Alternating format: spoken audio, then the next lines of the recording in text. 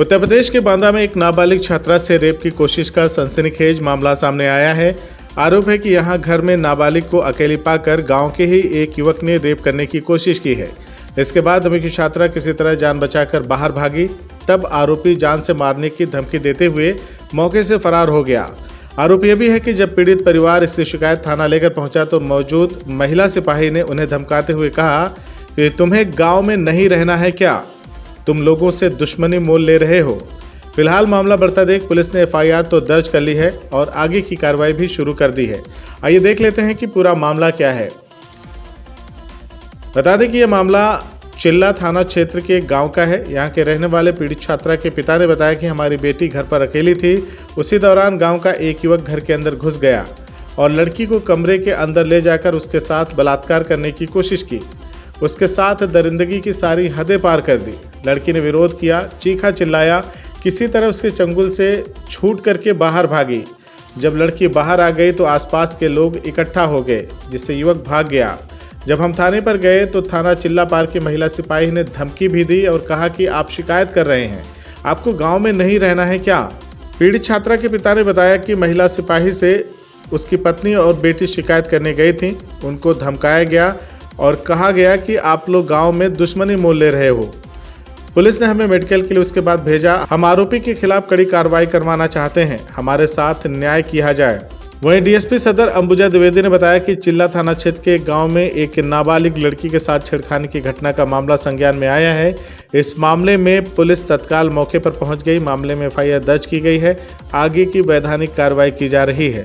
किस थाना क्षेत्र से हैं आप? चिल्ला थाना क्षेत्र। क्या घटना हुई है घटना बच्ची के साथ? हाँ, घटना ये हुई भाई साहब कि हमारी लड़की घर पर अकेले थी।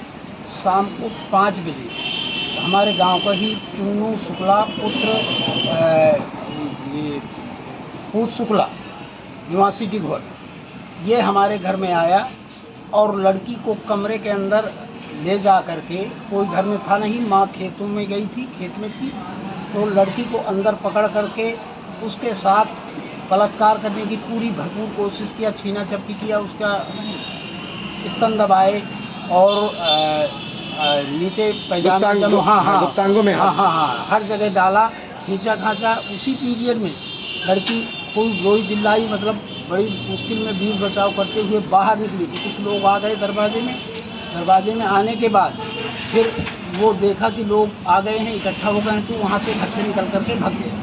भाग खड़ा हुआ? हाँ जी, भाग खड़ा। संबंधित मामले की शिकायत आपने थाने में की? हाँ, संबंधित मामले की शिकायत हमने थाने में की।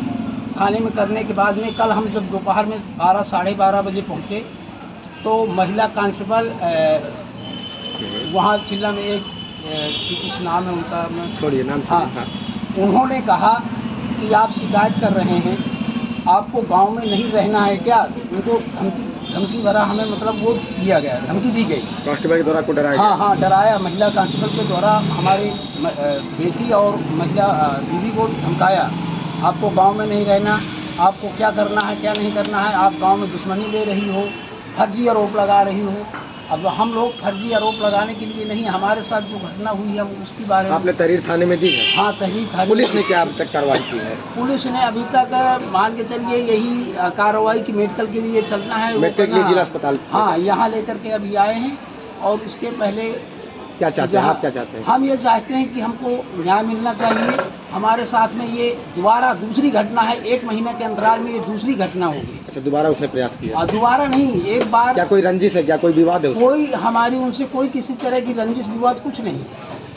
ऐसे ही मौका देकर, मैं चूँकि बाहर भोपाल क्या करते हैं? मैं भोपाल में रह करके बाहर मजदूरी करता हूँ। अच्छा। मेरे 2 बच्चे, एक 10 साल एक 4 साल मेरे साथ में रहते हैं। गांव में मेरी बीवी और मेरी पत्नी रहती है। बीवी चली जाती है जैसे घर में, घर का काम, घरेलू कृषि का काम करने के लिए, घर तो बच्ची ही घर में अकेले रहती है। अच्छा। उसकी उम्र 13 वर्ष, 9th में पढ़ रही है।